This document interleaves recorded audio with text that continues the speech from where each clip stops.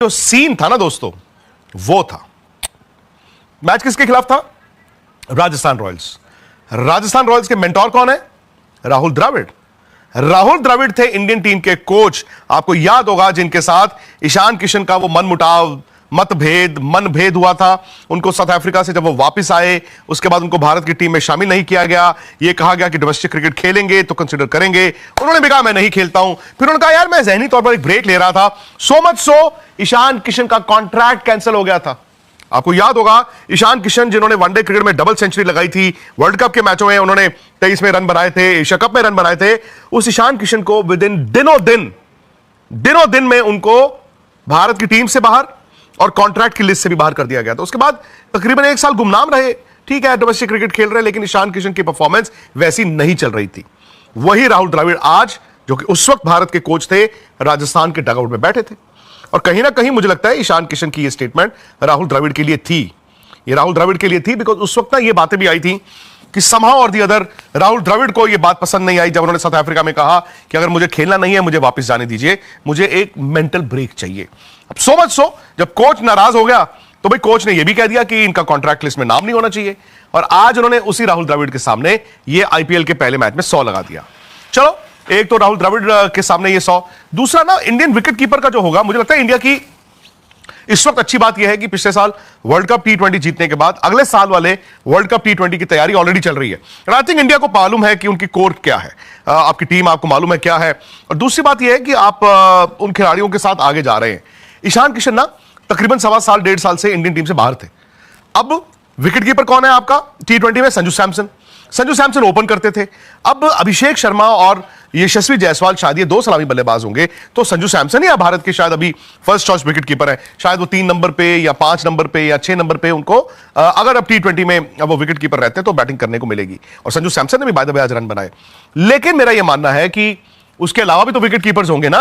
और ये आईपीएल आप लिख के ले लो, विकेट कीपर्स का ऑडिशन है। बहुत से स्लॉट ऐसे हैं जो भर चुके हैं, बट शायद विकेट कीपर में ना संजू सैमसन और उनका बैकअप, ये ऑडिशनिंग चलेगी। आज ईशान किशन ने 100 बना दिया। ऋषभ पंत को ये शायद देखना चाहेंगे। हालांकि मेरा मानना है कि पंत ने T20 में चूंकि कुछ किया नहीं, तो शायद वो उस रेस में अभी बहुत पीछे हैं। केएल राहुल की भी लोग बात करते हैं। आईपीएल सीजन 2025 पूरे जोरों शोर के साथ जारी है। आईपीएल के पहले मैच के अंदर विराट कोहली की शानदार परफॉर्मेंस आई, उसके बाद धोनी की, उसके बाद ईशान किशन की, संजू सैमसन की, यानी कि जिन खिलाड़ियों से एक्सपेक्ट किया जा रहा था कि ये परफॉर्म करेंगे, उन्होंने परफॉर्म किया। यानी कुल मिलाकर अगर ये बात की जाए कि बीसीसीआई बोर्ड को जो चाहती थी आईपीएल करवाने का मकसद, वो मकसद इनका ऑलमोस्ट पूरा हो रहा है। क्योंकि हर टीम में जो मेन खिलाड़ी हैं, जो कि टीम इंडिया को चाहिए आगे फ्यूचर में, वो परफॉर्म कर रहे हैं। जोफ्रा आर्चर जो कि इंग्लैंड का बहुत तगड़ा बॉलर है, ODI format, T20 format, Jofra Archer सही खूब बैट्समैन को तंग करता है, लेकिन आईपीएल के अंदर सबसे महंगा बॉलर साबित हुआ। 4 ओवर में 74 रन, बहुत घटिया बॉलिंग की जोफ्रा आर्चर ने। यानी कि अगर ये कहा जाए कि बॉलिंग की ना होने के बराबर तो गलत नहीं होगा। दूसरी तरफ पाकिस्तान टीम मुसलसल बैक टू बैक हार रही है, T20 सीरीज हार गई है, बहुत बुरे तरीके से हारी। अपना आखिरी मैच तो बहुत बड़े रन रेट के साथ हारी है। विक्रांत गुप्ता कहने कि आईपीएल की वजह से जो क्वालिटी क्रिकेट चाहिए थी इंडिया को, वो तो मिल रही है, लेकिन इसी के साथ साथ Pakistan T20 format, ODI format में बहुत नीचे चला गया है। क्योंकि ओडीआई फॉर्मेट में पाकिस्तान टीम पहले ही खराब थी, लेकिन T20 फॉर्मेट के अंदर भी दोबारा खराब हो गई है। क्योंकि दोबारा T20 में ग्रुपिंग शुरू हो गई है। जब से शाहीन अफरीदी शादाब खान को टीम में डाला है, शाहीन अफरीदी, शादाब खान, हारिस रऊफ की परफॉर्मेंस 0/0 और पॉलिटिक्स 100/100। ये 3 खिलाड़ी हैं जो मन मर्जी के 5 ओवर कर रहे, लेकिन 5 ओवर करने के बावजूद कोई भी रिजल्ट नहीं मिलता। विक्रांत गुप्ता कहना है हालांकि नसीम शाह के अलावा शाहीन अफरीदी को, हारिस रऊफ को, शादाब खान को काफी अरसा हो गया टीम में खेलते हुए। इतने अरसे के बाद तो बॉलर्स को पता होता है कि मैंने बॉल कैसे करवानी है और किस तरह मैंने न्यूजीलैंड के प्लेयर से, न्यूजीलैंड के बैट्समैन से मैंने बचना है। इसी के साथ साथ न्यूजीलैंड के बैट्समैन इतने तगड़े तो नहीं थे, क्योंकि सारी नॉर्मल टीम थी, बड़े प्लेयर गए आईपीएल खेलने, लेकिन शाहीन अफरीदी की जो सीन था ना दोस्तों, वो था। मैच किसके खिलाफ था? राजस्थान रॉयल्स। राजस्थान रॉयल्स के मेंटोर कौन है? राहुल द्रविड़। राहुल द्रविड़ थे इंडियन टीम के कोच। आपको याद होगा जिनके साथ ईशान किशन का वो मनमुटाव, मतभेद मनभेद हुआ था उनको साउथ अफ्रीका से। जब वो वापस आए उसके बाद उनको भारत की टीम में शामिल नहीं किया गया। ये कहा गया कि डोमेस्टिक क्रिकेट खेलेंगे तो कंसिडर करेंगे।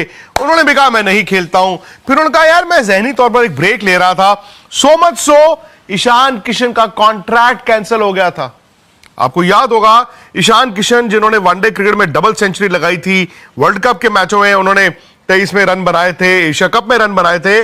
उस ईशान किशन को विद इन दिनों दिन में उनको भारत की टीम से बाहर और कॉन्ट्रैक्ट की लिस्ट से भी बाहर कर दिया गया था। उसके बाद तकरीबन 1 साल गुमनाम रहे।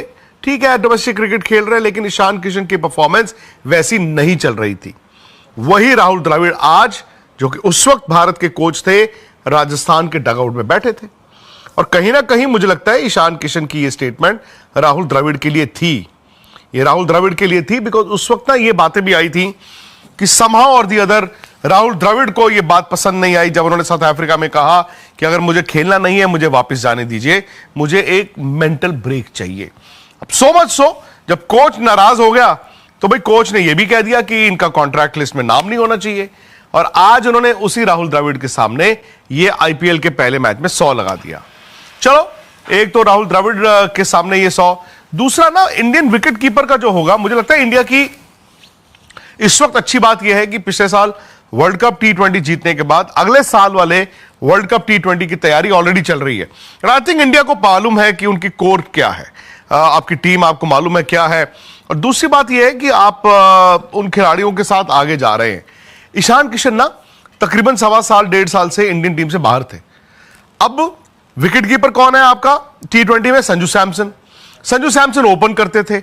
अब अभिषेक शर्मा और यशस्वी जायसवाल शायद ये 2 सलामी बल्लेबाज होंगे, तो संजू सैमसन ही भारत के शायद अभी फर्स्ट चॉइस विकेट कीपर है। शायद वो 3 नंबर पे या 5 नंबर पे या 6 नंबर पे उनको अगर अब T20 में वो विकेट कीपर रहते हैं तो बैटिंग करने को मिलेगी।